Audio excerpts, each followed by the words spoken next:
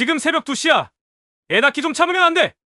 그 한마디에 서연의 손이 멈췄습니다. 배를 움켜쥔 그녀의 눈가로 식은땀이 흘렀죠. 남편은 짜증 섞인 얼굴로 이불을 덮으며 말했습니다. 아침에 가면 되잖아. 시끄럽게 좀 하지 마. 하지만 통증은 점점 간격을 좁혀왔습니다. 서연이 다시 그를 불렀을 때 남편은 벌떡 일어나 전화를 받더니 차키를 챙겼습니다. 형님이 부르네. 나 급해. 택시 타고 알아서 가. 문이 닫히는 순간 그녀의 세상엔 정적만 남았습니다. 폭우가 쏟아지는 새벽길, 서연은 한 손으로 배를 부여잡고 다른 손으로 택시 문을 잡았습니다. 그 손등엔 오래된 화상 자국이 붉게 번졌죠. 택시 기사는 놀란 눈으로 백미러를 보며 외쳤습니다. 아가씨, 힘 좀 내봐요. 조금만 더 가면 병원이야. 그녀는 이를 악물며 중얼거렸습니다. 아가야, 버텨. 엄마가 끝까지 버틸게. 그리고 그 순간 한 남자가 분만실로 가는 그녀의 손등을 보고 멈춰 섰습니다. 그 남자의 눈빛이 떨렸습니다. 33년 전 불길 속에서 놓쳤던 그 아이의 손이었으니까요. 지금부터 이야기를 시작하려고 합니다. 이야기가 마음에 드시면 나중에 구독과 좋아요 부탁드려요. 오후 3시 햇살이 유리창을 통해 비스듬히 들어오는 보육원 교실. 서연은 아이들과 함께 색종이로 생일 모자를 만들고 있었습니다. 7살 지민이가 고개를 갸우뚱하며 물었습니다. 선생님, 오늘 누구 생일이에요? 서연의 손이 잠시 멈췄습니다. 오늘이 바로 자신의 36번째 생일이었지만 그 누구도 기억하지 않았습니다. 아니, 기억할 사람도 없었죠. 응, 특별한 날이야. 우리 모두의 특별한 날. 서연은 억지로 미소를 지으며 답했습니다. 아이들이 박수를 치며 좋아하는 동안 서연의 시선은 창밖으로 향했습니다. 왼손등에 있는 붉은 화상 흉터가 햇빛에 도드라져 보였습니다. 어린 시절 화재 사고로 생긴 이 흉터는 그녀의 과거를 증명하는 유일한 흔적이었습니다. 교실 문이 열리며 동료 교사가 들어왔습니다. 서연아, 전화 왔어. 남편이래. 서연은 복도로 나가 전화를 받았습니다. 남편 민수의 목소리는 차갑기만 했습니다. 오늘 늦을 것 같다. 밥은 너 혼자 알아서 해결해. 전화하지 마. 여보, 오늘은 바빠. 끊는다. 뚜뚜뚜. 전화가 끊어졌습니다. 서연은 휴대폰을 내려다보며 작은 한숨을 내쉬었습니다. 결혼 3년째, 남편은 점점 더 차가워져만 갔습니다. 학원 운영이 어려워진다는 핑계로 집에 오는 시간도 늦어지고 대화도 줄어들었습니다. 오후 5시 아이들이 모두 돌아가고 서연은 홀로 교실을 정리했습니다. 책상 위에 남겨진 케이크 한 조각을 바라보며 그녀는 조용히 촛불을 켰습니다. 작은 불꽃이 흔들리는 모습을 보며 소원을 빌었습니다. 누군가 날 진심으로 사랑해줬으면 좋겠어. 촛불을 끄며 케이크를 한 입 베어 물었을 때 달콤함과 함께 쓸쓸함이 목을 타고 내려갔습니다. 손등의 흉터를 무의식적으로 만지며 서연은 자신도 모르게 눈물을 흘리고 있었습니다. 이것이 또 다른 외로운 생일의 끝이었습니다. 다음 날 아침 서연은 평소보다 일찍 보육원에 도착했습니다. 어젯밤 남편이 새벽 3시가 넘어서야 술 냄새를 풍기며 들어왔고 아침에는 이미 나가고 없었습니다. 침대 옆 탁자에는 차가운 김밥 한 줄과 쪽지가 놓여 있었죠. 밥 챙겨 먹었냐? 민수, 사랑인 척하는 그 한 줄이 오히려 더 서글펐습니다. 임신 9개월인 서연의 배는 출산을 앞두고 있어 많이 불러와 있었지만 남편은 아이에 대한 관심조차 보이지 않았습니다. 선생님, 왜 이렇게 일찍 왔어요? 5살 은채가 엄마 손을 잡고 들어오며 물었습니다. 서연은 무릎을 굽히기 어려워 의자에 앉아 은채와 눈높이를 맞췄습니다. 선생님도 일찍 일어나는 새가 되고 싶어서 아, 선생님 배에 아기 있어요. 언제 나와요? 은채가 서연의 배를 신기해하며 물었습니다. 서연은 배를 쓰다듬으며 답했습니다. 곧 나올 거야. 은채처럼 예쁜 아기가. 선생님은 왜 혼자세요? 아빠는 어디 있어요? 순진한 질문에 서연의 가슴이 덜컥 내려앉았습니다. 남편은 임신 사실을 알고도 더욱 집을 비우기 시작했습니다. 혼자인 게 편할 때도 있단다. 서연이 대답했지만 자신의 목소리가 조금 흔들렸습니다. 은채 엄마가 미안한 듯 서연을 바라봤습니다. 죄송해요. 애가 무심하게. 괜찮아요. 아이들은 순수해서 좋은걸요. 점심시간 서연은 교무실에서 뉴스를 보고 있었습니다. 화면에는 한 노인이 기자회견을 하는 모습이 나왔습니다. 은성재단 한도연 이사장이 33년 전 화재 사고로 잃어버린 딸을 찾기 위해 대대적인 수사를 의뢰했다고 발표했습니다. 당시 3살이었던 딸은 화상을 입었을 것으로 추정되며 서연의 손이 무의식적으로 왼손 등을 덮었습니다. 붉은 흉터가 쓰라렸습니다. 33년 전 자신이 3살 때 우연의 일치일까요?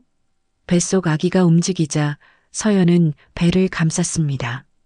동료 교사 미영이 다가왔습니다. 서연아, 그 손등 흉터 얘기 좀 해줄래? 애들이 궁금해하던데.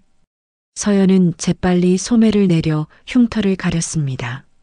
그냥 어릴 때 사고였어요. 별거 아니에요. 부모님은 뭐라고 하셨어? 부모님은 없어요. 보육원에서 자랐거든요. 미영의 표정이 어두워졌습니다. 서연은 억지로 웃으며 자리를 떠났습니다. 퇴근 무렵 시어머니가 보육원 앞에서 기다리고 있었습니다. 인상을 찌푸린 채로 서연을 노려보는 모습이 무서웠습니다. 어머님, 웬일이세요? 시설 출신이 애들 가르친다고? 부모도 모르는 년이 무슨 교육을 하겠다고? 그 흉터난 손으로 우리 손주 만지지 마. 더러워서 어떡해. 시어머니의 목소리는 지나가는 사람들이 돌아볼 정도로 컸습니다. 서연은 배를 감싸며 물러섰습니다. 어머님, 여기는 애 낳으면 그 손 멀리해. 우리 손주가 무슨 죄야. 서연은 주먹을 꽉 쥐며 참았습니다. 눈물이 쏟아질 것 같았지만 사람들 앞에서는 울 수 없었습니다. 집에 돌아온 서연은 거울 앞에 섰습니다. 왼손등의 흉터를 바라보며 배를 쓰다듬었습니다. 엄마도 사랑받을 자격이 있을까? 너는 괜찮을까? 그때 현관문이 열리며 남편이 들어왔습니다. 평소보다 기분이 좋아 보였습니다. 오늘 좋은 일 있었어? 그냥. 저녁은? 지금 준비할게요. 빨리 해. 나가야 해. 또다시 나간다는 말에 서연의 마음이 무너졌습니다. 부엌에서 혼자 울먹이며 밥을 차리는 서연의 손등 흉터가 형광등 불빛 아래서 더욱 선명하게 드러났습니다. 임신 9개월에 접어든 서연의 하루는 점점 더 무거워졌습니다.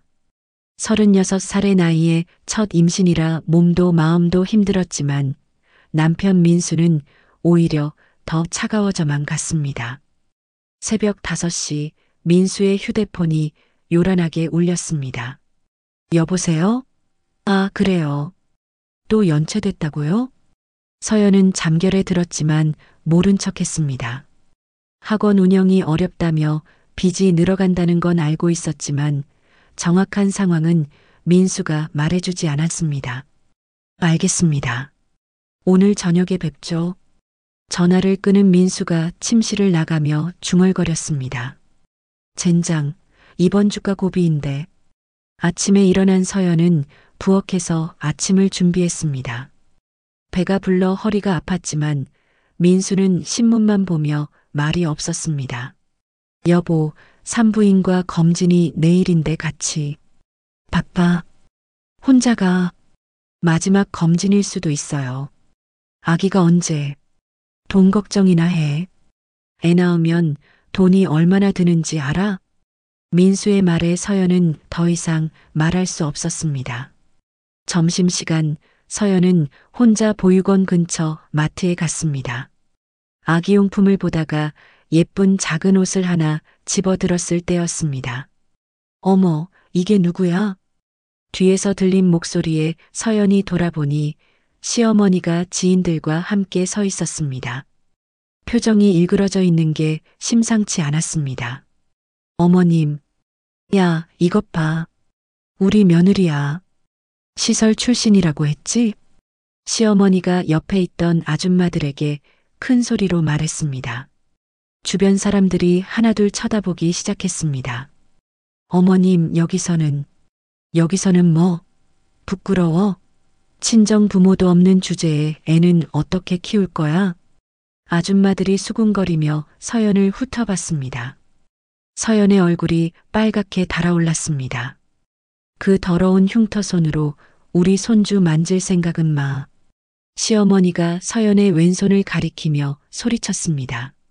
서연은 재빨리 손을 등 뒤로 숨겼습니다. 어머님, 제발. 내가 제발이야. 내 아들이 왜 너 같은 거랑 결혼해서 평생 고생해야 해? 저도 가족이잖아요. 가족? 웃기지 마. 넌 그냥 내 아들 인생을 망치는 짐덩어리야.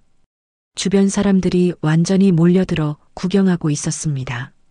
서연은 배를 감싸며 그 자리에서 벗어나려 했지만 시어머니는 계속 따라오며 소리쳤습니다. 애 낳으면 바로 입양 보내. 시설 출신이 애를 제대로 키우겠어? 서연은 더 이상 참을 수 없어 마트를 뛰쳐나왔습니다. 주차장에서 차에 기대어 오열했습니다. 괜찮아, 우리 아가야. 엄마가 지켜줄게. 뱃속에서 아기가 발로 차는 게 느껴졌습니다. 서연은 쓸쓸하게 웃었습니다. 너는 엄마를 닮지 않았으면 좋겠어. 사랑받는 아이가 되렴. 오후 3시 민수에게서 문자가 왔습니다. 오늘 늦을 것 같다. 중요한 약속 있어. 서연은 답장을 보냈습니다. 어떤 약속이에요? 하지만 답장은 오지 않았습니다. 퇴근 후 집으로 돌아가는 길 서연은 은성재단 건물을 지나쳤습니다. 뉴스에서 본 한도연 이사장의 얼굴이 떠올랐습니다. 33년 전 화재 사고로 잃어버린 딸을 찾는다던 그 얘기가 자꾸 머릿속을 맴돌았습니다. 33년 전이면 나와 비슷한 나이겠네. 집에 도착했을 때는 이미 밤 9시였습니다. 민수는 아직 오지 않았고 냉장고에는 먹을 게 거의 없었습니다. 서연은 라면을 끓이며 혼잣말을 했습니다. 이렇게 혼자 애 키우는 건 아니겠지? 새벽 2시 민수가 술 냄새를 풍기며 들어왔습니다. 서연은 일어나 물을 떠다 주려 했지만 민수는 손사래를 쳤습니다. 건드리지 마. 짜증나게. 여보, 무슨 일이? 닥쳐. 너 때문에 얼마나 힘든지 알아? 민수의 고함 소리에 서연은 몸을 움츠렸습니다. 배가 긴장으로 단단해졌습니다. 애 낳으면 더 힘들어질 텐데 그때도 이렇게 무능할 거야? 서연은 더 이상 참을 수 없어 방으로 들어갔습니다. 침대에 누워 천장을 바라보며 눈물을 흘렸습니다. 손등의 흉터가 달빛에 붉게 빛났습니다. 새벽 2시 서연은 갑작스러운 복통에 잠에서 깼습니다. 처음에는 단순한 배탈인 줄 알았지만 점점 강해지는 통증이 규칙적으로 찾아왔습니다. 아, 아파. 서연은 옆에 누워있던 민수를 흔들어 깨웠습니다. 여보, 아기가 나오려는 것 같아요. 뭐? 지금이 몇 시인데? 민수는 시계를 보더니 짜증스럽게 몸을 뒤척였습니다. 병원에 가야 해요. 진통이 시작된 것 같아요. 새벽에 뭔 병원이야. 좀 참아봐. 여보, 제발이요. 정말 아파요. 서연의 목소리가 간절했지만 민수는 이불을 뒤집어 썼습니다. 아침에 가면 안 돼? 잠 좀 자자. 그때 휴대폰이 울렸습니다. 민수에게 온 전화였습니다. 여보세요? 아, 형님. 네, 지금 갈게요. 민수가 벌떡 일어나 옷을 갈아입기 시작했습니다. 어디 가세요? 급한 일 생겼어. 잠깐 나갔다 올게. 지금요? 저 혼자 어떡해요? 응급실이라도 가. 택시 타고. 민수는 지갑을 챙기며 서둘러 나갔습니다. 현관문이 닫히는 소리와 함께 서연은 완전히 혼자가 되었습니다. 으악! 더 강해진 진통이 몰아쳤습니다. 서연은 휴대폰으로 119에 전화를 걸려다가 멈췄습니다. 구급차를 부르면 온 동네가 알게 될 것이고 시어머니가 또 뭐라고 할지 뻔했습니다. 서연은 간신히 일어나 택시를 불렀습니다. 아저씨, 병원 좀 급히 가주세요. 아가씨, 혹시 애기 나오는 거예요? 기사가 놀라며 물었습니다. 서연의 바지가 젖어 있었습니다. 양수가 터진 것이었습니다. 네, 죄송해요. 괜찮아요. 힘내세요. 빨리 갈게요. 폭우가 쏟아지는 새벽길, 택시는 빗속을 가로질러 병원으로 향했습니다. 서연은 뒷좌석에서 배를 움켜쥐며 참을 수 없는 고통에 신음했습니다. 아가야, 조금만 기다려. 아가씨, 힘 좀 내봐요. 거의 다 왔어요. 기사가 걱정스럽게 백미러를 통해 서연을 바라봤습니다. 병원에 도착했을 때 서연은 거의 의식을 잃을 뻔했습니다. 응급실 직원들이 휠체어를 가져와 서연을 분만실로 옮겼습니다. 보호자는 어디 계세요? 간호사가 물었습니다. 남편이 오고 있을 거예요. 서연은 거짓말을 했습니다. 민수가 올 리 없다는 걸 알고 있었지만 혼자라고 말할 수는 없었습니다. 보호자 서명 없으면 진행이 어려운데요. 제가 할게요. 서연은 떨리는 손으로 동의서에 서명했습니다. 왼손등의 흉터가 형광등 불빛에 선명하게 드러났습니다. 수술실 복도 옆에서는 한도연 이사장이 은성재단의 의료지원 사업 관련 업무로 병원에 와 있었습니다. 그는 우연히 분만실로 향하는 서연을 보게 되었습니다. 그 순간 서연의 손등에 있는 붉은 흉터가 그의 눈에 들어왔습니다. 저 손등? 설마. 한도연의 심장이 두근거렸습니다. 33년 전 화재 사고에서 딸과 헤어질 때 마지막으로 본 것이 바로 그 작은 손등의 화상이었습니다. 간호사님, 저 산모분은 혼자 오셨어요. 참 안 됐죠. 간호사의 대답에 한도연의 마음이 더욱 무거워졌습니다. 분만실에서 서연은 혼자 진통을 견뎌냈습니다. 의료진들이 격려했지만 보호자 하나 없는 현실이 더욱 절망스러웠습니다. 푸시, 조금만 더 힘내세요. 으악. 새벽 5시 30분, 드디어 아기의 울음소리가 들렸습니다. 축하합니다. 건강한 딸입니다. 간호사가 아기를 서연의 가슴에 올려주었습니다. 서연은 눈물을 흘리며 아기를 바라봤습니다.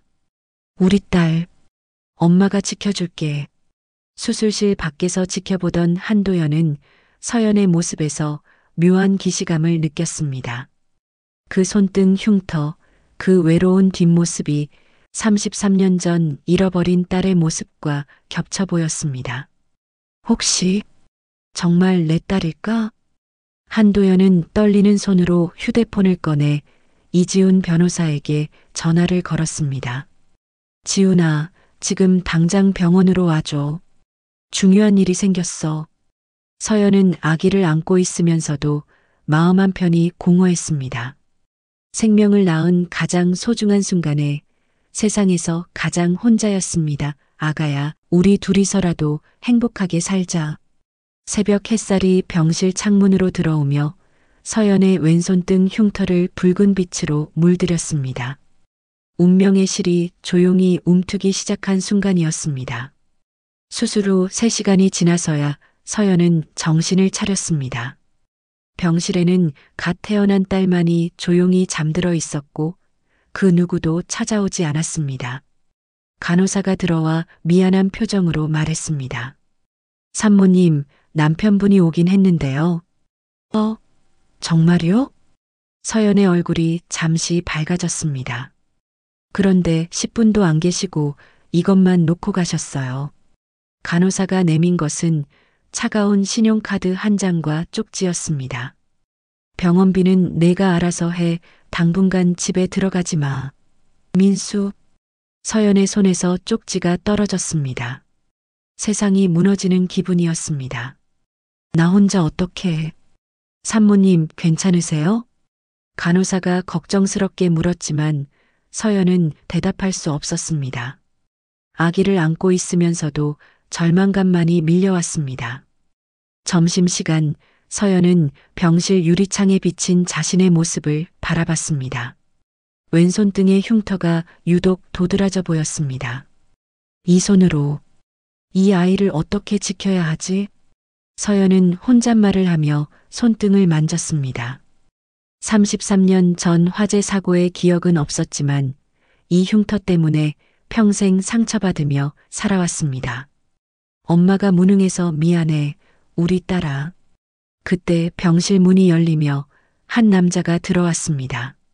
40대 중반쯤 되어 보이는 단정한 정장 차림의 남자였습니다. 안녕하세요. 이지훈 변호사라고 합니다. 변호사요? 저한테 무슨... 은성재단에서 파견 나온 법률 지원팀입니다. 혼자 계신 산모분들을 도와드리고 있어요. 이지훈은 복도에서 서연의 상황을 들은 한도연의 은밀한 지시로 온 것이었습니다. 별다른 도움은 필요 없어요. 서연이 거절했지만 이지훈은 서연의 왼손을 유심히 바라봤습니다. 그 자국, 혹시 화상 흉터인가요? 네. 어릴 때 사고였어요. 언제쯤이었나요? 정확히는 모르겠어요. 보육원에서 자라서 제 기억엔 없어요. 이지훈의 심장이 빨라졌습니다. 한도연이 말한 특징과 정확히 일치했습니다. 혹시 33년 전 화재 사고와 관련이 있을까요? 33년 전이요? 그럼 제가 3살 때인데 왜 그런 걸 물어보세요? 서연이 의아해하자 이지훈은 얼버무렸습니다. 그냥 궁금해서요. 법률 지원이 필요하시면 언제든 연락 주세요. 이지훈은 명함을 놓고 나갔습니다. 오후 3시 시어머니가 병실에 찾아왔습니다. 얼굴에는 분노가 가득했습니다. 야, 너 진짜 어디까지 우리 가족 망치려고 작정했어? 어머님, 민수가 집 나간 거 다 내 때문이야. 애는 어떻게 키울 거야? 시어머니가 갓난아기를 내려다보며 혀를 찼습니다. 이딴 흉터 가진 애가 엄마인 아이가 불쌍하네. 그만하세요. 서연이 처음으로 목소리를 높였습니다. 내 아들 인생 망친 것도 모자라서 이제 소리까지 질러. 저도 이 아이 엄마예요. 어머니가 무슨 권리로 권리? 친정 부모도 없는 년이 무슨 권리야. 시어머니는 독서를 퍼부으며 나갔습니다. 서연은 아이를 꼭 안고 오열했습니다. 저녁 무렵 서연은 창밖을 바라보며 깊은 고민에 빠졌습니다. 신용카드 한도도 얼마 남지 않았고 집에는 갈 수도 없었습니다. 정말로 포기해야 하는 걸까? 서연은 아기를 내려다봤습니다. 평화롭게 잠든 아이의 얼굴이 천사 같았습니다. 엄마는 어떻게 해야 할까? 이 손으로 널 지킬 수 있을까? 한편 복도 끝에서는 한도연이 멀리서 서연을 지켜보고 있었습니다. 33년 만에 찾은 것 같은 딸 하지만 확실하지 않은 상황에서 어떻게 접근해야 할지 고민이 깊었습니다.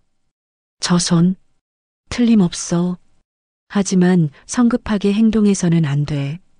밤이 깊어가며 병실은 고요해졌습니다. 서연은 왼손등에 흉터를 쓰다듬으며 중얼거렸습니다. 33년 전 그날, 정말 무슨 일이 있었던 걸까? 달빛이 창문을 통해 들어와 모녀의 얼굴을 부드럽게 비쳤습니다. 하지만 서연의 마음속에는 여전히 깊은 절망과 혼란만이 자리하고 있었습니다. 살아야 할 이유와 포기하고 싶은 마음 사이에서 그녀는 인생의 가장 어려운 선택 앞에 서 있었습니다. 다음 날 아침 한도연은 이지훈과 함께 은성재단 회장실에 앉아 있었습니다. 밤새 고민한 끝에 내린 결정이었습니다. 지훈아, 비밀 DNA 검사를 의뢰하고 싶어. 회장님, 정말로 그 산모분이 33년 전 화재 사고 그날 내 딸의 왼손등에 있던 그 화상과 똑같아. 한도연의 목소리가 떨렸습니다. 33년간 찾아 헤맨 딸을 드디어 찾은 것 같은 기분이었습니다. 어떻게 샘플을 확보하시겠습니까? 병원의 재단 명의로 후원금을 지원한다고 해. 그 과정에서 자연스럽게. 알겠습니다. 한편 병원에서 서연은 퇴원 통보를 받았습니다. 신용카드 한도도 다 찼고 더 이상 머물 수 없다는 것이었습니다. 산모님, 정말 죄송합니다. 혹시 다른 가족분은? 괜찮아요. 제가 알아서 할게요. 서연은 아기를 안고 병원 로비에 앉았습니다. 갈 곳이 없었습니다. 집에는 가지 말라고 했고 친구라고 할 만한 사람도 없었습니다. 우리 어떡하지? 아기에게 묻는 듯 혼잣말을 했을 때 간호사가 다가왔습니다. 산모님, 은성재단에서 지원금이 나왔어요. 네? 무슨 지원금이요? 미혼모나 어려운 상황의 산모들을 돕는 프로그램이래요. 병원비는 물론이고 당분간 거주할 곳도 마련해 준다고 해요. 서연은 믿을 수 없다는 표정이었습니다. 정말인가요? 네, 조건은 간단한 서류 작성과 건강검진뿐이에요. 그때 이지훈이 나타났습니다. 안녕하세요. 어제 뵀던 이지훈 변호사입니다. 아, 안녕하세요. 재단 지원 프로그램 담당자예요. 필요한 서류들 준비해 왔습니다. 이지훈은 서연에게 서류를 건네며 은밀히 채취용 면봉을 준비했습니다. 간단한 건강검진이 있는데 아기와 산모님 모두 받으셔야 해요. 그럼 제가 뭔가 해야 하는 건 있나요? 아니에요. 그냥 받기만 하시면 됩니다. 검진 과정에서 이지훈은 자연스럽게 DNA 샘플을 채취했습니다. 서연은 전혀 눈치채지 못했습니다. 오후에 서연은 재단에서 마련해준 작은 원룸으로 이사했습니다. 깨끗하고 아담한 집이었습니다. 우리 집이야, 아가야. 서연은 아기를 안고 방 안을 둘러봤습니다. 오랜만에 마음이 조금 편해졌습니다. 저녁 무렵 현관 앞에 상자가 하나 놓여 있었습니다. 분유와 기저귀, 아기용품들이 가득 들어 있었습니다. 쪽지는 없었지만 누군가의 따뜻한 마음이 느껴졌습니다. 누가 이런 걸? 서연은 고마운 마음에 눈물이 났습니다. 그때 이지훈에게서 전화가 왔습니다. 서연 씨, 혹시 시간 되시면 잠깐 뵐 수 있을까요? 무슨 일이세요? 재단 프로그램에 대해 더 자세히 설명드리고 싶어서요. 서연은 근처 카페에서 이지훈을 만났습니다. 사실 재단 이사장님께서 특별히 관심을 가지고 계세요. 저를요? 왜요? 어려운 상황에 계신 분들을 돕는 게 재단의 목적이거든요. 이지훈은 조심스럽게 말을 꺼냈습니다. 혹시 본인의 출생에 대해 궁금한 적 없으세요? 출생이요? 보육원에서 자라셨다고 하셨는데 혹시 친부모에 대한 단서는? 서연이 갑자기 경계하는 표정을 지었습니다. 왜 그런 걸 물어보세요? 아, 죄송합니다. 그냥 재단에서 하는 가족 찾기 프로그램이 있어서. 전 괜찮아요. 과거는 중요하지 않아요. 서연은 자리에서 일어났습니다. 그날 밤 한도연은 DNA 검사 결과를 기다리며 잠을 이루지 못했습니다. 33년 만에 정말 내 딸을 찾은 걸까? 이틀 후 결과가 나왔습니다. 이지훈이 떨리는 목소리로 한도연에게 전화했습니다. 회장님, 99.99% 부녀 일치입니다. 한도연의 손에서 전화기가 떨어질 뻔했습니다. 33년간 기다려온 순간이었습니다.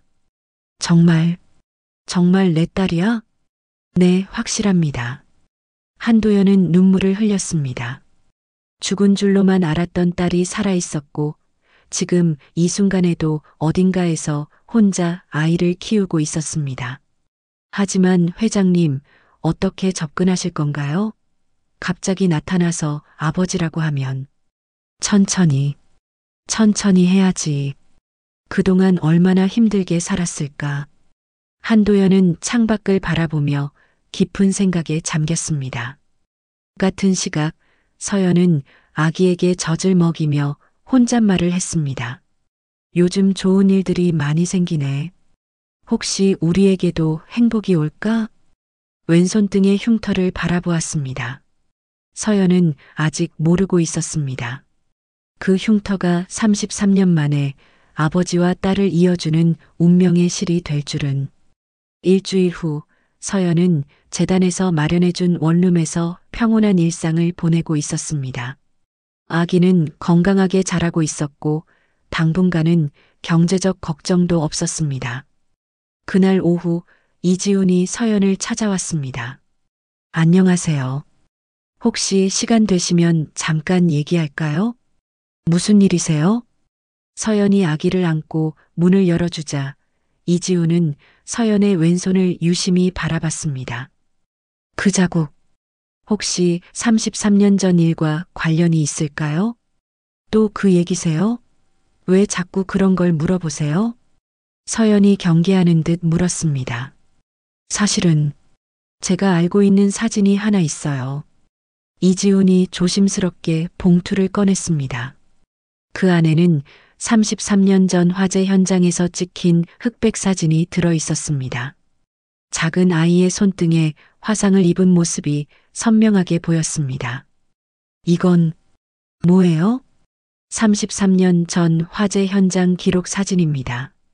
당시 3살이었던 아이의 손등이에요. 서연의 얼굴이 창백해졌습니다. 사진 속 흉터와 자신의 손등이 똑같았습니다. 그럼 저는 네, 그때 그 아이일 가능성이 높습니다. 서연은 자리에 주저앉았습니다.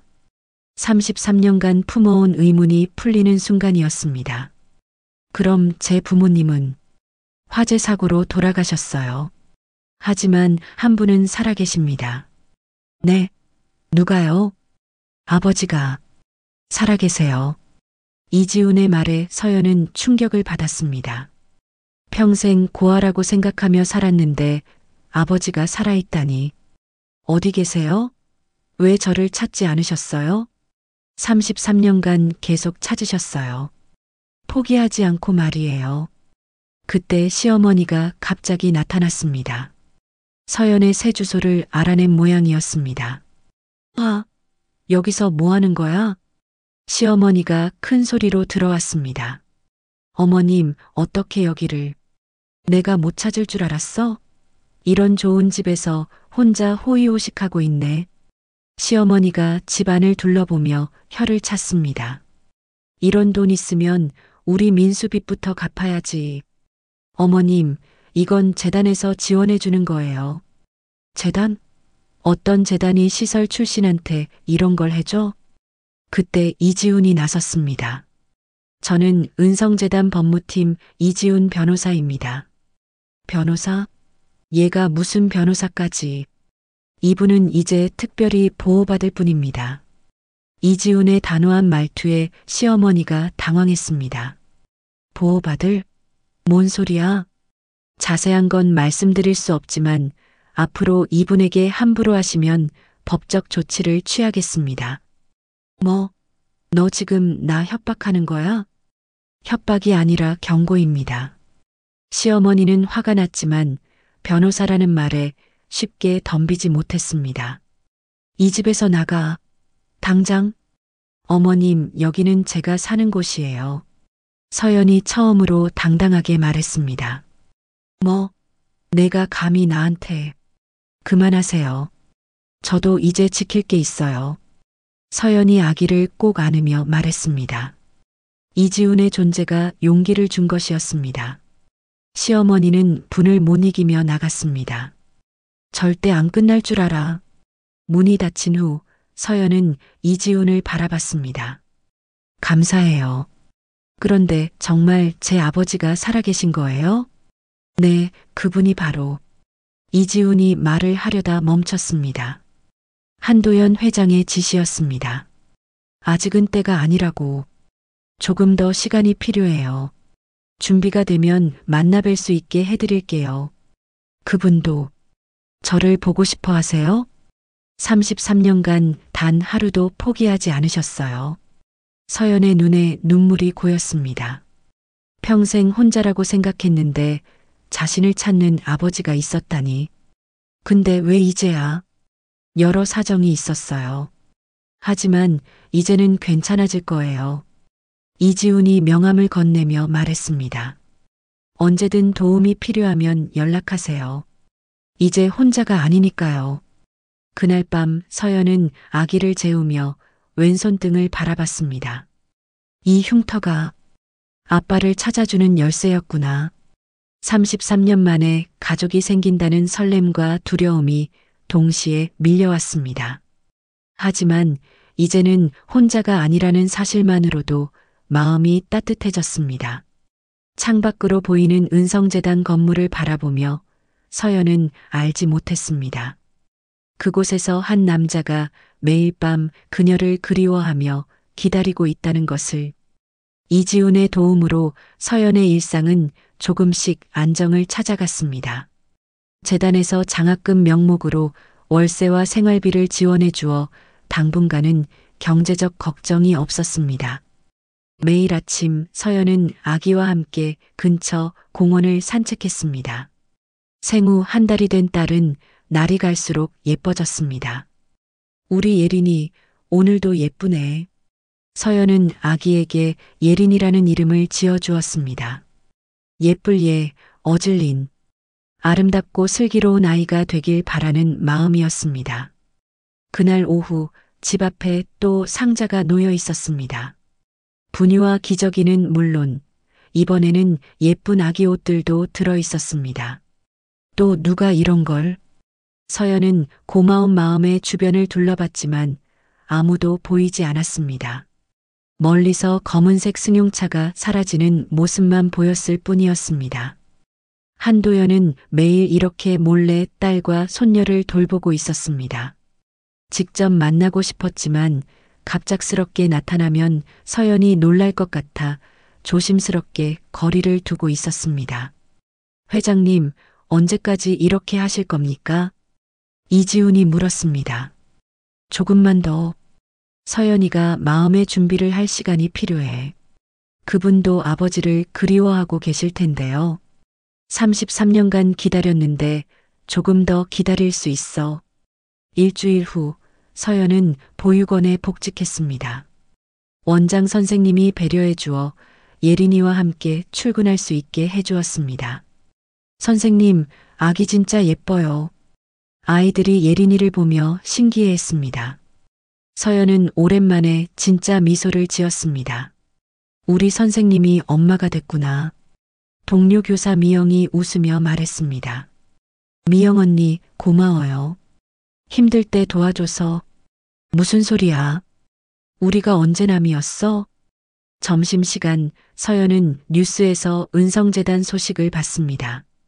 은성재단 한도연 이사장이 화재 사고 피해자 지원 사업을 확대한다고 발표했습니다. 특히 33년 전 대형 화재로 가족을 잃은 피해자들을 찾아 지원하겠다고. 서연의 마음이 복잡해졌습니다. 이지훈이 말한 아버지가 혹시 그 한도연 이사장일까 하는 생각이 들었습니다. 그날 저녁 이지훈이 서연을 찾아왔습니다. 요즘 어떻게 지내세요? 덕분에 잘 지내고 있어요. 정말 감사해요. 그런데 혹시 아버지와 만날 준비 되셨나요? 서연의 심장이 빨라졌습니다. 정말 만날 수 있는 거예요? 네, 그분도 많이 기다리고 계세요. 그분은 어떤 분이세요? 좋은 분이에요. 33년간 당신을 포기하지 않으신 분이죠. 그때 예린이가 울기 시작했습니다. 서연이 아기를 안아 달래자 이지훈이 미소를 지었습니다. 정말 잘 키우시네요. 처음엔 무서웠는데 이제는 괜찮아요. 그분이 손녀를 보시면 정말 기뻐하실 거예요. 서연은 왼손등을 무의식적으로 만졌습니다. 이 흉터 때문에 평생 상처받으며 살았는데 이제는 오히려 고마워요. 왜요? 아빠를 찾게 해준 표시니까요. 그날 밤 한도연은 이지훈으로부터 서연의 근황을 들었습니다. 아이 이름을 예린이라고 지었대요. 정말 예쁜 아기예요. 예린이. 좋은 이름이네. 한도연은 손녀의 이름을 반복해서 불러봤습니다. 회장님, 이제 만나보시는 게 어떨까요? 그래. 이제 때가 됐나? 서연 씨도 준비가 된 것 같아요. 한도연은 창밖을 바라보며 깊은 숨을 쉬었습니다. 33년 만에 재회를 앞두고 있었습니다. 다음 날 아침 서연은 예린이와 함께 공원을 산책하다가 벤치에 앉았습니다. 따뜻한 봄볕이 기분 좋았습니다. 예린아, 우리한테도 이제 가족이 생길지도 몰라. 아기가 서연을 보며 방긋 웃었습니다. 그 순간이 서연에게는 세상에서 가장 행복한 시간이었습니다. 멀리서 한도연이 망원경으로 그 모습을 지켜보고 있었습니다. 딸의 평화로운 모습에 눈물이 났습니다. 곧 만날 수 있을 거야. 하지만 그들은 몰랐습니다. 이 평화로운 시간이 오래가지 못할 거라는 것을, 남편과 시어머니가 서연의 변화된 상황을 눈치채고 있다는 것을. 한 달 후 은성재단에서 연례 장학금 수여식이 열렸습니다. 서연은 보육원 추천으로 우수 교사상을 받게 되어 초대받았습니다. 정말 가야 하나요? 서연이 이지훈에게 물었습니다. 네, 꼭 가셔야 해요. 중요한 자리거든요. 이지훈의 말에는 특별한 의미가 담겨 있었습니다. 한도연과의 첫 만남을 위해 준비된 자리였습니다. 시상식 당일 서연은 오랜만에 정장을 차려입었습니다. 예린이는 이지훈이 돌봐주기로 했습니다. 엄마가 금방 올게. 서연은 예린이에게 뽀뽀를 하고 나갔습니다. 은성재단 대강당은 많은 사람들로 가득했습니다. 서연은 뒷자리에 조용히 앉았습니다. 이제 은성재단 한도연 이사장님께서 인사 말씀을 해주시겠습니다. 사회자의 소개에 따라 한 남자가 연단에 올라왔습니다. 60대 중반쯤 되어 보이는 품격 있는 신사였습니다. 안녕하십니까? 은성재단 이사장 한도연입니다. 서연의 심장이 뛰기 시작했습니다. 이지훈이 말했던 그 아버지가 바로 저분일까요? 저희 재단은 화재 사고로 가족을 잃은 분들을 돕는 일을 하고 있습니다. 특히 33년 전 그 참혹한 화재로. 한도연의 목소리가 잠시 떨렸습니다. 소중한 가족을 잃은 아픔을 누구보다 잘 알기 때문입니다. 그때 한도연의 시선이 서연을 향했습니다. 서연은 무의식적으로 왼손을 가렸습니다. 이제 우수 교사상을 시상하겠습니다. 보육원 교사 한서연님, 앞으로 나와주세요. 서연의 이름이 불렸습니다. 떨리는 다리로 연단에 올라갔습니다. 조명이 서연을 비추는 순간 그녀의 왼손등 흉터가 선명하게 드러났습니다. 한도연은 그 순간을 놓치지 않았습니다. 축하합니다. 한도연이 상장을 건네며 서연의 손을 잡았습니다. 그 순간 두 사람 모두 전율을 느꼈습니다. 그 손, 한도연이 작은 목소리로 말했습니다. 미안하지만 서연이 당황해하자 한도연은 마이크를 잡았습니다. 잠깐만요. 갑작스러운 상황에 강당이 조용해졌습니다. 혹시 33년 전 화재 사고와 관련이 있으신가요? 네. 무슨? 서연이 당황해하는 사이 한도연의 눈에 눈물이 고였습니다. 그 손등의 흉터. 내가 찾던 바로 그 자국이야. 강당 안이 술렁이기 시작했습니다. 죄송하지만 무슨 말씀인지. 자네가 내 딸이야. 한도연의 말에 강당 전체가 정적에 휩싸였습니다. 서연은 믿을 수 없다는 표정으로 한도연을 바라봤습니다. 아버지, 라고 하셨나요? 33년간 찾아 헤맸어. 죽은 줄로만 알았는데. 한도연이 상장을 떨어뜨리고 서연의 손을 잡았습니다. 이건 꿈인가요? 서연의 눈에서 눈물이 흘러내렸습니다. 꿈이 아니야. 정말 내 딸이야. 한도연도 참았던 눈물을 흘렸습니다. 강당 안의 사람들은 깊은 감동에 빠졌습니다. 카메라 플래시가 터지고 기자들이 몰려들기 시작했습니다. 33년 만에 기적 같은 재회입니다. DNA 검사는 했나요? 어떻게 찾으셨나요? 질문이 쏟아졌지만 한도연과 서연은 서로만 바라보고 있었습니다. 아빠, 서연이 처음으로 아버지를 불렀습니다. 그래, 내 딸. 한도연이 서연을 꼭 안았습니다. 33년간의 그리움이 한순간에 폭발했습니다. 사실 DNA 검사는 이미 했어.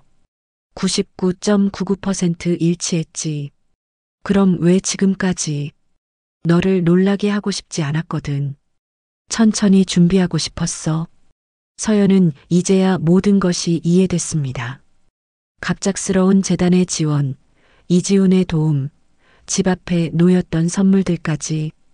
그럼 그동안의 도움도 아빠가 해준 거야. 미안해. 진작 나타나지 못해서. 아니에요. 덕분에 아기랑 잘 지낼 수 있었어요. 우리 예린이는 어떻게 지내고 있어? 한도연이 다정하게 물었습니다. 네, 예린이를 어떻게? 아빠가 그동안 멀리서 지켜봤어. 예린이, 정말 천사 같더구나. 그때 이지훈이 예린이를 안고 나타났습니다. 회장님, 손녀분을 데려왔습니다. 한도연은 떨리는 손으로 예린이를 받아 안았습니다. 안녕, 예린아. 할아버지야. 아기가 한도연을 보며 방긋 웃었습니다. 그 순간 한도연은 세상을 다 가진 기분이었습니다. 강당 안의 모든 사람들이 박수를 쳤습니다. 33년 만에 기적 같은 재회였습니다. 기자들이 더욱 몰려들며 질문을 쏟아냈습니다. 은성재단 규모가 900억 원 정도로 알려져 있는데 상속 계획은? 서연 씨가 900억 원 상속녀가 되는 건가요? 한도연이 답했습니다. 재산보다 중요한 건 가족입니다. 하지만 당연히 서연이가 재단을 이어받게 될 겁니다. 하지만 이 감동적인 순간이 TV로 생중계되고 있다는 것을, 서연의 남편과 시어머니가 이 모든 것을 지켜보고 있다는 것을 그들은 몰랐습니다. TV 앞에서 이 장면을 본 민수는 충격을 받았습니다. 900억? 900억 상속녀라고? 탐욕이 그의 눈에 번쩍였습니다. 내가 그 돈의 남편이잖아. 재회 소식이 전국에 보도된 다음 날 서연의 휴대폰이 쉴 새 없이 울렸습니다. 첫 번째 전화는 민수였습니다. 여보, 나야, 민수야. 민수의 목소리는 평소와 달리 다정했습니다. 왜 전화했어요? 야, 그게 무슨 말이야. 우리 부부 사이잖아. 축하한다. 진짜 대박이네. 갑자기 왜 이래요? 뭔 소리야? 내가 언제 너한테 못했어? 이제 집에 들어와. 예린이도 아빠가 그립겠지? 서연은 민수의 속셈을 뻔히 알 수 있었습니다. 저는 지금이 좋아요. 뭐? 야, 내가 상속녀라며? 그럼 이제 우리 가족이 잘 살 수 있는 거잖아. 돈 때문에 연락한 거죠? 돈? 무슨 돈? 사랑하는 아내 때문이지. 서연은 전화를 끊어버렸습니다. 오후에는 시어머니가 직접 찾아왔습니다. 얼굴에는 가짜 미소를 가득 담고 있었습니다. 어머, 우리 며느리. 진짜 대단하네. 어머님, 갑자기 웬. 야, 그동안 미안했어. 내가 몰라서 그랬지. 이제 우리 가족이 됐으니까 잘해보자. 시어머니가 서연의 손을 잡으려 했지만 서연은 피했습니다. 예린이 어디 있어? 할머니가 봐야지. 어머님, 그동안 저한테 뭐라고 하셨는지 기억하세요? 그건 내가 스트레스 받아서 그랬잖아. 이제 다 잊어버리자. 시설 출신이라고 하시며 더러운 손으로 손주 만지지 말라고 하셨잖아요. 야, 그런 말은 왜 꺼내? 이제 우리 모두 잘 살 수 있게 됐는데. 그때 이지훈이 나타났습니다. 무슨 일이세요? 당신 누구야? 우리 가족 일에 끼어들지 마. 저는 서연 씨의 법률 대리인입니다. 법률 대리인? 뭔 소리야? 시어머니가 당황했습니다. 앞으로 서연 씨에게 접근하시려면 저를 통해 주세요. 뭐, 며느리한테 접근하는데 왜 변호사를 거쳐야 해? 그동안 하신 행동들을 보면 그럴 필요가 있어 보입니다. 시어머니는 화가 났지만 변호사 앞에서는 함부로 하지 못했습니다. 저녁 무렵 더 심각한 일이 벌어졌습니다. 집 앞에 검은 정장을 입은 남자들이 나타났습니다. 서연 씨 맞죠? 네. 누구세요? 민수 씨 빚 때문에 왔어요. 이제 돈 있다면서요? 대신 갚아주세요. 저는 남편과 별거 중이에요. 별거? 법적으로는 아직 부부잖아요. 연대 책임이 있어요. 사채업자들이 위협적으로 말했습니다. 얼마나 빚이 있는데요? 이자 포함해서 3억? 3억이요? 서연이 놀랐습니다. 생각보다 훨씬 큰 금액이었습니다. 일주일 안에 갚지 않으면. 아시겠죠? 남자들이 사라진 후 서연은 무서워서 떨었습니다. 예린이를 꼭 안고 이지훈에게 전화했습니다. 지훈 씨, 사채업자들이 왔어요. 지금 갑니다. 문 열지 마세요. 한도연도 급히 달려왔습니다. 괜찮아? 아빠, 무서워요. 서연이 처음으로 한도연에게 의지하는 모습을 보였습니다. 이제 내가 지켜줄게. 걱정하지 마. 한도연은 즉시 경호팀을 배치했습니다. 그날 밤 서연의 집 문에는 빚 독촉장이 여러 장 붙어 있었습니다. 돈 안 갚으면 아기까지 위험하다. 상속녀가 3억도 못 갚나? 협박성 문구들이 적혀 있었습니다. 한도연이 그 문구들을 보며 분노했습니다. 이런 놈들이. 아빠, 이제 어떻게 해야 해요? 일단 안전한 곳으로 피하자. 호텔이라도 가서. 그럼 계속 도망다니며 살아야 하는 거예요? 아니야. 내가 다 해결해 줄게. 하지만 문제는 더 복잡했습니다. 민수가 재단 후원금을 몰래 빼돌려 도박에 쓴 사실이 드러났습니다. 회장님, 큰일입니다. 이지훈이 급히 보고했습니다. 민수 씨가 서연 씨 명의로 재단 후원금을 횡령했어요. 뭐라고? 1억 정도 되는데 이게 알려지면 서연 씨도 공범으로 몰릴 수 있습니다. 한도연의 얼굴이 굳어졌습니다. 그놈이 내 딸까지 범죄자로 만들려고 했다는 거야? 다음 날 아침 더 충격적인 소식이 들려왔습니다. 민수가 서연 몰래 예린이의 출생신고를 자기 단독 명의로 변경해버린 것이었습니다. 법적으로는 민수 씨가 단독 친권자예요. 이지훈의 말에 서연은 절망했습니다. 그럼 예린이를 뺏길 수 있다는 거예요? 최악의 경우에는. 안 돼. 절대 안 돼. 서연이 예린이를 꼭 안고 울었습니다. 언론에서도 의혹을 제기하기 시작했습니다. 보육원 출신 상속녀, 거짓 신분 조작 의혹. 은성재단 후원금 횡령 관련자로 지목. 가짜 뉴스들이 퍼지기 시작했습니다. 그날 저녁 한도연이 서연을 찾아왔을 때 서연은 완전히 무너져 있었습니다. 아빠, 저 때문에 재단까지 피해를 입게 되는 거 아니에요? 무슨 소리야? 내 잘못이 아니야. 하지만 사람들이 뭐라고 하는지 봤어요. 저 때문에 아빠만 힘들어져요. 서연아, 차라리 제가 사라지는 게 나을 것 같아요. 한도연의 가슴이 무너졌습니다. 33년 만에 찾은 딸이 다시 절망에 빠지고 있었습니다. 일주일 후 상황은 더욱 악화되었습니다. 민수가 법원에 친권자 지위 확인 소송을 제기한 것입니다. 서연 씨, 법원 출석 통지서가 왔어요. 이지훈이 무거운 표정으로 서연에게 서류를 건넸습니다. 민수 씨가 예린이의 단독 양육권을 주장하고 있어요. 그럴 수 있는 거예요? 출생신고를 단독으로 해버렸고 경제력도 서연 씨 쪽이 더 불안정하다고 주장하고 있어요. 서연의 얼굴이 창백해졌습니다. 어떻게 경제력이 불안정해요? 재단 지원도 있고 그게 문제예요. 재단 횡령 의혹 때문에 지원이 중단될 수 있어요. 그때 한도연이 급히 들어왔습니다. 얼굴이 굳어 있었습니다. 서연아, 나쁜 소식이 있어. 무슨 일이에요, 아빠? 재단 이사회에서 임시 이사장 직무정지를 결정했어. 네, 왜요? 내 횡령 의혹 때문에. 내가 사적으로 재단 돈을 빼돌렸다고 해. 한도연의 목소리가 떨렸습니다. 아빠까지 피해를 입게 하다니. 제가 정말 죄송해요. 내 잘못이 아니야. 하지만 뭐예요? 이제 내가 널 지켜줄 힘이 줄어들었어.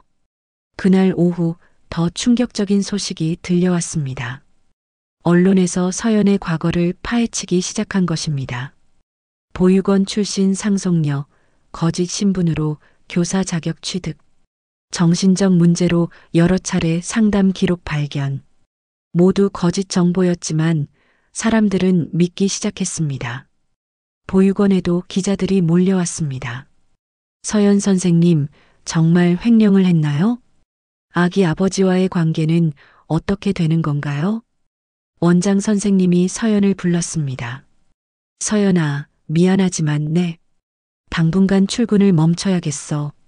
학부모들 민원이 너무 많이 들어와.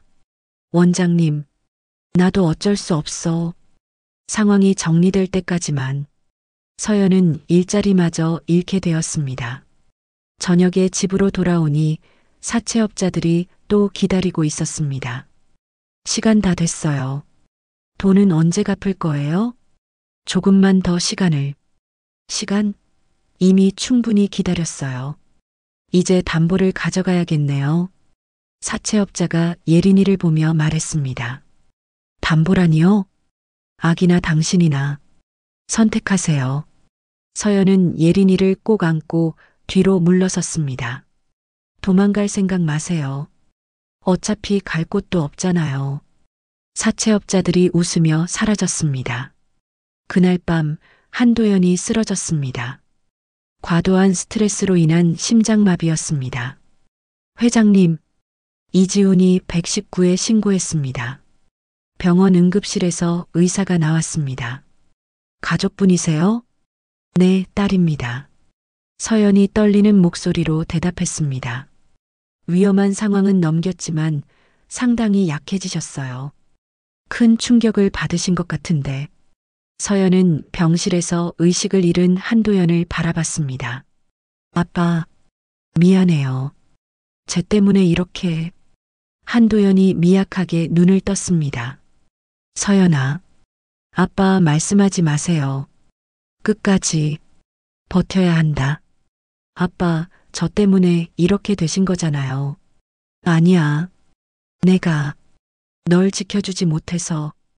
한도연이 다시 의식을 잃었습니다. 복도에서 이지훈이 서연에게 말했습니다.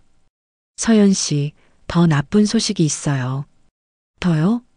민수 씨가 내일 예린이를 데려가겠다고 해요. 법원 가처분 결정이 났어요.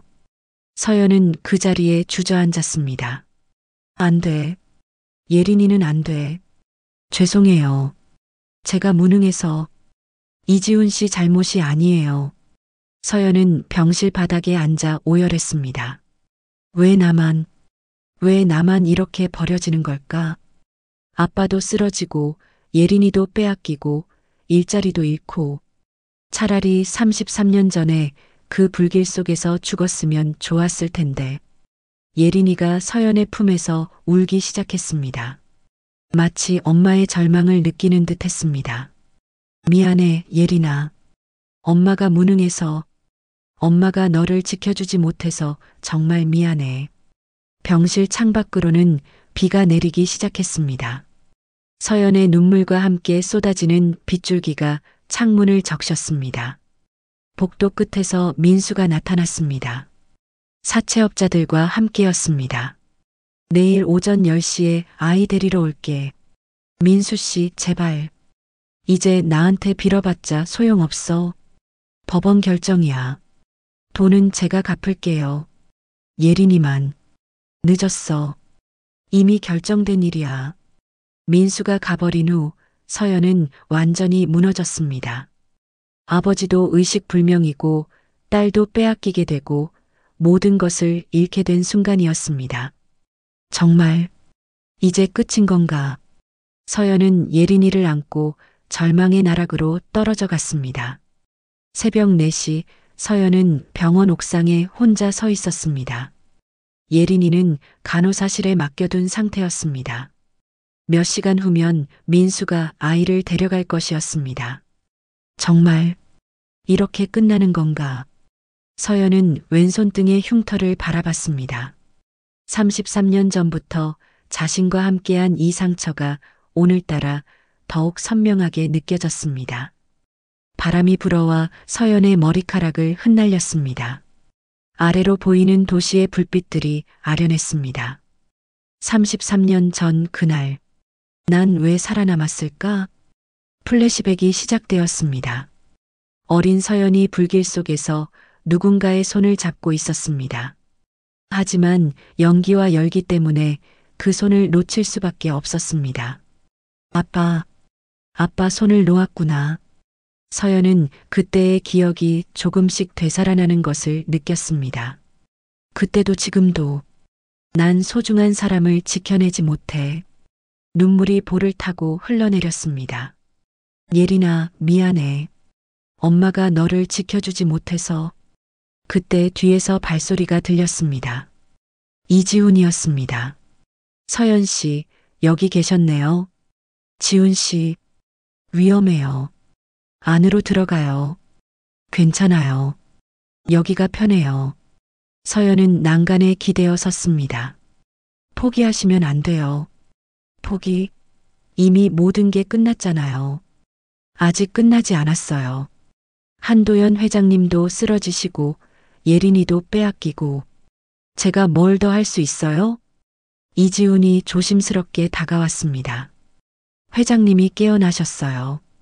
네, 정말요? 네, 지금 의식을 찾으셨어요. 서연 씨를 찾고 계셔요. 서연은 급히 병실로 향했습니다. 한도연이 침대에서 힘없이 누워 있었지만 눈은 또렷했습니다. 아빠, 서연아, 괜찮아? 아빠가 더 아프신데 왜 저를 걱정해요? 한도연이 서연의 손을 잡았습니다. 왼손등의 흉터를 쓰다듬었습니다. 이 손, 정말 고생 많았구나. 아빠, 33년 전 그날 너를 놓친 게 내 평생 후회야. 아빠 잘못이 아니에요. 아니야. 아빠가 널 더 꽉 잡고 있었어야 했어. 한도연의 눈에 눈물이 고였습니다. 하지만 이번엔 다르다. 이번엔 내가 널 놓지 않을 거야. 하지만 예린이도 지켜낼 거야. 포기하지 마. 어떡해요? 이미 법원 결정도 났고. 그 손을 봐. 한도연이 서연의 왼손등을 가리켰습니다. 33년 전 불길 속에서도 이 손은 살아남았어. 왜 살아남았을까? 모르겠어요. 누군가를 지키기 위해서야. 예린이를 지키기 위해서. 서연은 자신의 손등을 바라봤습니다. 새벽 햇살이 창문을 통해 들어와 흉터를 비쳤습니다. 그 손을 놓았지만 이젠 내가 잡을 차례야. 서연이 혼잣말을 했습니다. 뭐라고? 아빠 손은 놓았지만 이제 제가 예린이 손을 잡을 차례라는 뜻이에요. 한도연이 미소를 지었습니다. 그래, 그거야. 이지훈이 문을 열고 들어왔습니다. 회장님, 민수 씨가 왔어요. 시계를 보니 오전 10시였습니다. 벌써? 서연이 다급해했지만 한도연이 손을 잡았습니다. 이젠 당신이 누군가의 빛이에요. 무슨 뜻이에요? 33년 전 그 불길에서 살아남은 이유를 이제 알겠어요. 예린이의 빛이 되기 위해서였어요. 이지훈의 말에 서연은 깨달았습니다. 맞아, 나는 포기할 수 없어. 서연이 일어섰습니다. 손등의 흉터가 새벽 햇살에 반짝이며 붉은 불꽃처럼 빛났습니다. 예린이는 제가 지킬 거예요. 아무도 내 딸을 빼앗을 수 없어요. 그래, 그거야. 한도연이 힘을 내어 말했습니다. 이제 아빠가 너를 도울 차례야. 서연은 창밖을 바라봤습니다. 어둠이 걷히고 새벽이 밝아오고 있었습니다. 33년간 혼자 견뎠잖아. 이번에도 이겨낼 수 있어. 서연이 자신에게 말했습니다. 그 흉터는 부끄러운 게 아니라 살아남은 증거야. 한도연의 말에 서연은 고개를 끄덕였습니다. 이제 그만 숨지 말자. 당당하게 맞서자. 서연은 왼손 등을 들어 햇빛에 비춰봤습니다. 흉터가 마치 용기의 상징처럼 빛났습니다. 예린아, 엄마가 간다. 서연은 병실을 나섰습니다. 이제 더 이상 도망치지 않을 것이었습니다. 마지막 싸움을 위해 준비된 여전사의 모습이었습니다. 복도 저편에서 민수가 기다리고 있었지만 서연의 눈에는 두려움 대신 결연함이 가득했습니다. 이번엔 절대 놓지 않을 거야. 서연의 속삭임과 함께 새로운 희망의 빛이 그녀의 마음에 피어오르기 시작했습니다. 서연은 복도에서 민수와 마주쳤습니다.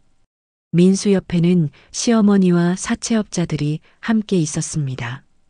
예린이 어디 있어? 데려갈 거야. 민수가 당당하게 말했습니다. 안 돼. 서연이 단호하게 대답했습니다. 뭐? 법원 결정이야. 거부할 수 없어. 법원 결정이라면 정정당당하게 해보자고요. 서연의 목소리에 이전과 다른 힘이 실려 있었습니다. 뭔 소리야? 이혼 소송을 제기할 거예요. 그리고 당신의 모든 범죄 행위를 고발하겠어요. 이지훈이 서연 뒤로 나타났습니다. 저는 서연 씨의 법정 대리인 이지훈 변호사입니다. 민수 씨를 사기, 횡령, 도박, 그리고 아동학대 혐의로 고발하겠습니다. 뭐? 아동학대라니. 신생아를 어머니로부터 강제로 분리하려는 것도 아동학대에 해당합니다. 민수가 당황했습니다. 그리고 이것 보세요. 이지훈이 서류 뭉치를 꺼냈습니다. 은성재단 후원금 횡령 증거와 도박장 출입 기록, 사채 이용 내역까지 다 있어요. 그게 어떻게? 회장님이 깨어나시면서 모든 걸 조사하라고 하셨거든요. 그때 한도연이 휠체어를 타고 나타났습니다. 아직 몸은 약했지만 눈빛은 살아있었습니다. 민수 씨, 오랜만이네요. 회장님, 내 딸과 손녀에게 한 짓들을 다 알고 있어요. 한도연의 목소리는 차갑기만 했습니다. 사과할 거라면 지금 하세요. 아니면 법정에서 봅시다. 시어머니가 나섰습니다. 회장님, 저희가 잘못했어요. 용서해 주세요. 용서요? 내 딸을 시설 출신이라고 모욕하고 손녀를 빼앗으려 했는데 그건 제가 무식해서 무식함으로 넘길 수 있는 선을 넘었어요. 이지훈이 추가 서류를 꺼냈습니다. 그리고 이건 민수 씨의 도박빚 관련 자료예요. 총 10억입니다. 10억? 서연이 놀랐습니다. 사채업자들이 이자를 부풀려서 협박한 거예요. 뭐라고? 사채업자 중 하나가 화를 냈습니다. 잠깐, 우리가 언제? 녹음 파일도 있어요. 불법 사채와 협박죄로 고발 조치하겠습니다. 사채업자들이 당황하며 뒤로 물러섰습니다. 그리고 가장 중요한 증거는 이거예요. 이지훈이 마지막 서류를 꺼냈습니다. 출생신고 무효 소송 자료입니다. 민수 씨가 서연 씨 동의 없이 단독으로 한 출생신고는 법적으로 무효예요. 무효라고? 네, 산모의 동의 없는 출생신고는 성립되지 않습니다. 민수의 얼굴이 새하얗게 변했습니다. 그럼 내가 아빠가 아니라는 거야? 생물학적으로는 아버지지만 법적 친권은 없어요. 서연이 앞으로 나섰습니다. 민수 씨, 마지막으로 한 번만 물어볼게요. 뭐를? 정말로 예린이를 사랑해서 키우고 싶은 거예요? 아니면 돈 때문이에요? 민수가 대답하지 못했습니다. 대답 안 해도 알겠어요. 서연이 왼손 등을 들어 보였습니다. 흉터가 당당하게 드러났습니다. 이 손으로 제가 예린이를 지킬 거예요. 33년 전에 놓쳤던 손을 이번엔 절대 놓지 않을 거예요. 서연아, 이제 그만하세요. 우리는 끝났어요. 그때 경찰이 나타났습니다. 민수 씨죠? 사기와 횡령 혐의로 체포하겠습니다. 뭐? 갑자기 왜? 묵비권을 행사할 수 있고 경찰이 민수에게 수갑을 채웠습니다. 서연아, 도와줘. 우리 부부 사이 아니야. 민수가 소리쳤지만 서연은 돌아보지 않았습니다. 시어머니도 함께 연행되었습니다. 며느리야, 제발 다시는 저희 앞에 나타나지 마세요. 서연이 단호하게 말했습니다. 사채업자들도 경찰에 체포되었습니다. 복도가 조용해진 후 한도연이 서연을 바라봤습니다.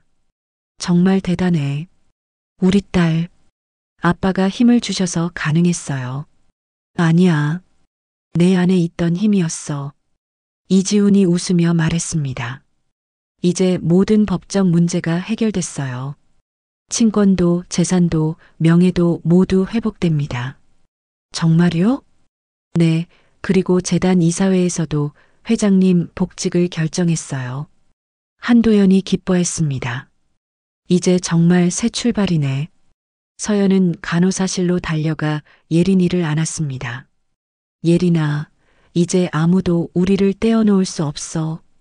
아기가 서연을 보며 방긋 웃었습니다. 엄마가 널 지켜냈어.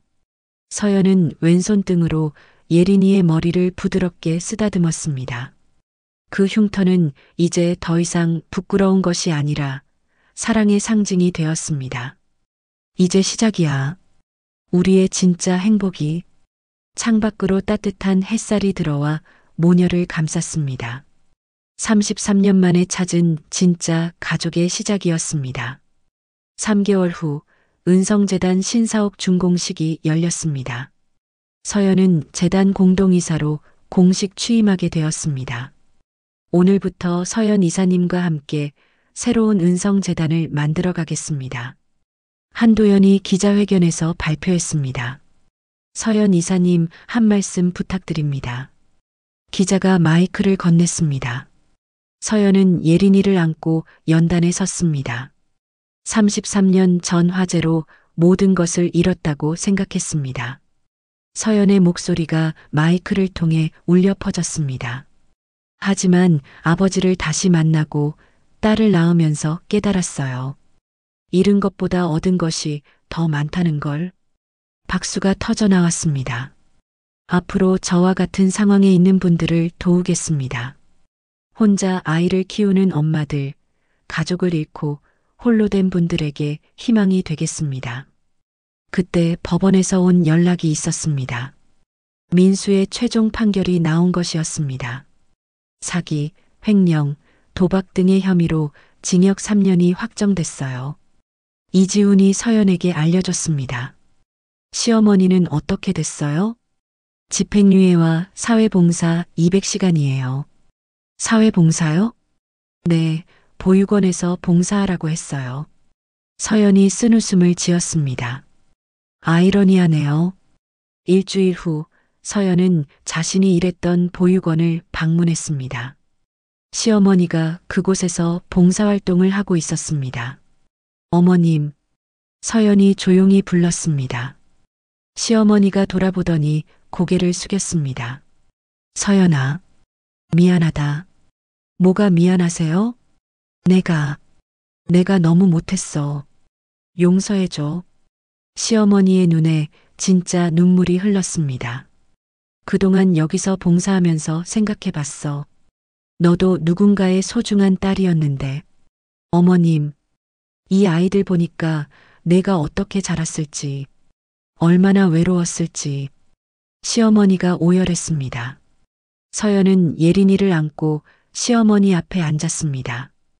어머님, 이제 그런 말씀하지 마세요. 정말 용서해 줄 수 있어?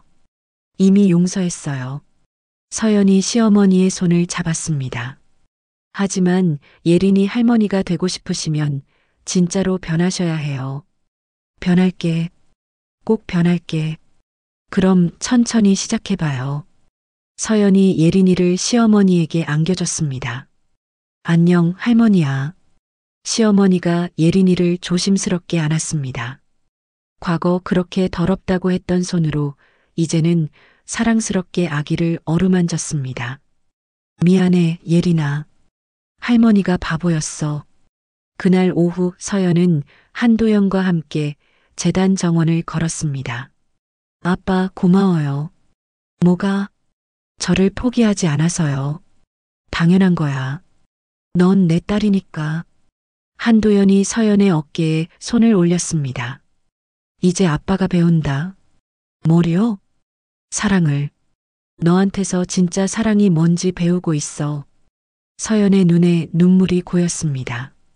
33년 늦었지만 이제부터라도 제대로 된 아빠가 될게. 이미 최고의 아빠세요.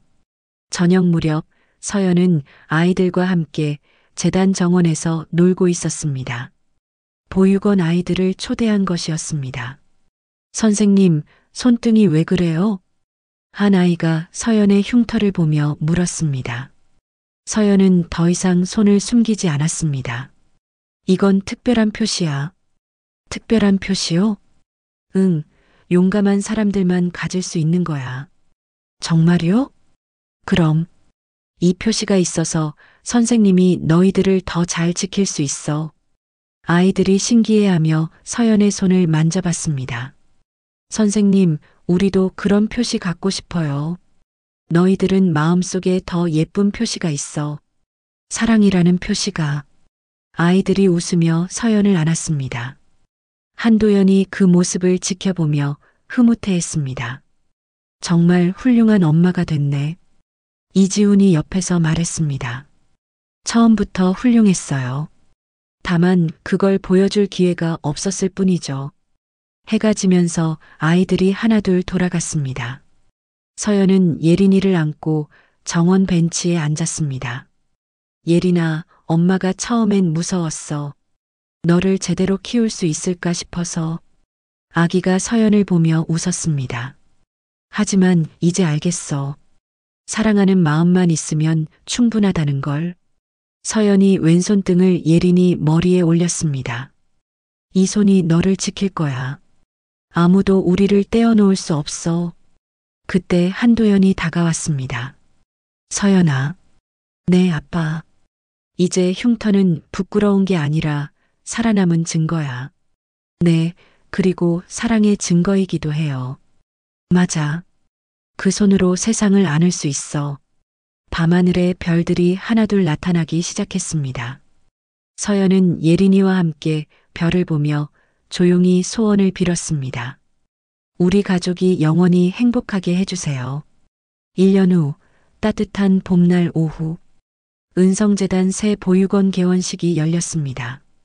서연 원장님, 축사 부탁드립니다. 사회자가 마이크를 건네자 서연은 돌이 된 예린이를 안고 연단에 올랐습니다. 안녕하세요, 한서연입니다.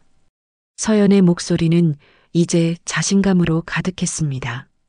이 보육원은 특별한 곳입니다. 저처럼 부모 없이 자라는 아이들, 혼자 아이를 키우는 엄마들을 위한 곳이에요.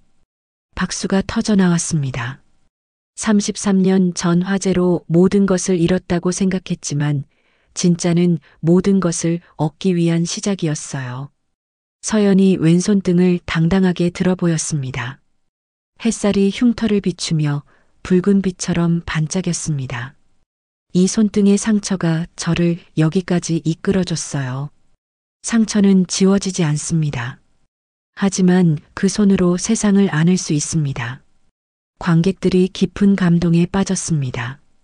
식이 끝난 후 서연은 새 보육원 교실을 둘러봤습니다.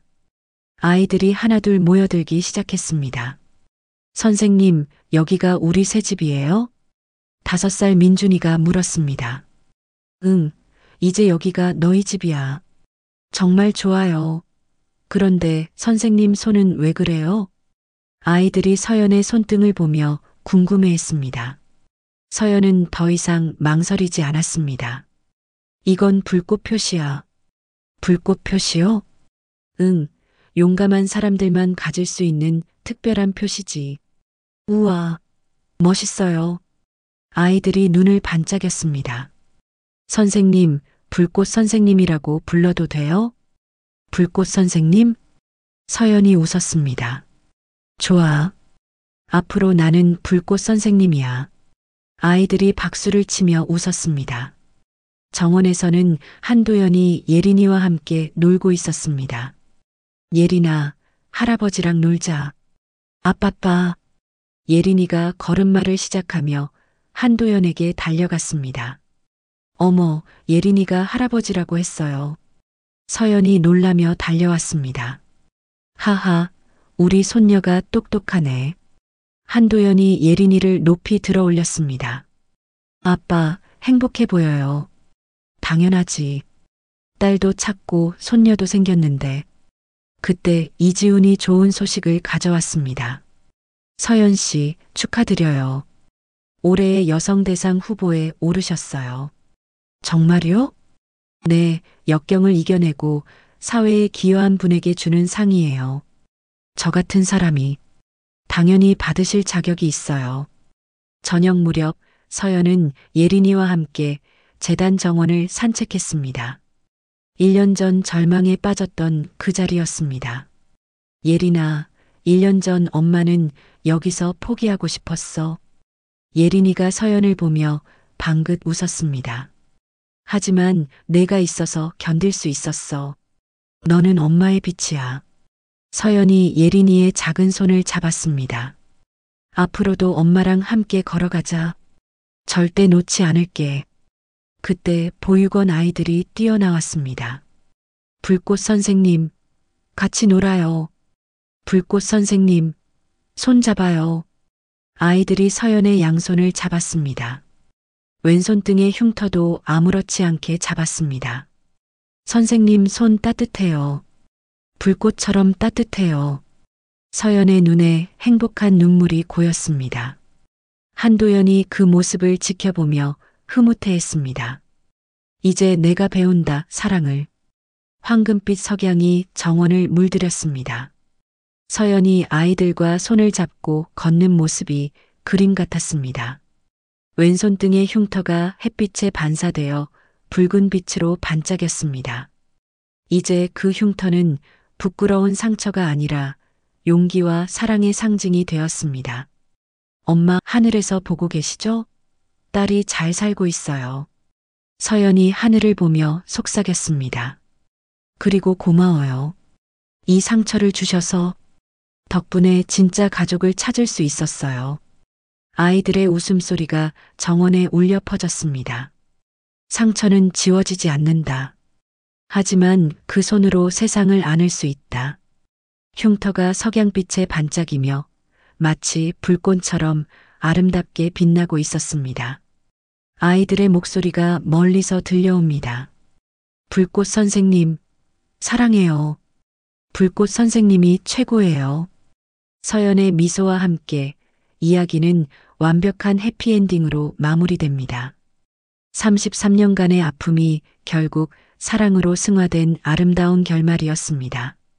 33년 전 화재 사고로 생긴 손등의 붉은 흉터. 평생 부끄러워했던 그 상처가 900억 재산의 상속녀가 되는 운명의 열쇠였습니다. 혼자 아이를 낳던 그날, 남편은 도박판에 있었고, 시어머니의 모욕과 사채업자의 위협 속에서도 서연은 포기하지 않았습니다. 한도연 이사장과의 기적 같은 재회, 900억 상속녀 신분 공개, 그리고 모든 악역들의 몰락까지. 마침내 서연은 깨달았습니다. 상처는 지워지지 않지만 그 손으로 세상을 안을 수 있다는 것을. 구독, 좋아요 부탁드립니다. 긴 시간 감사합니다.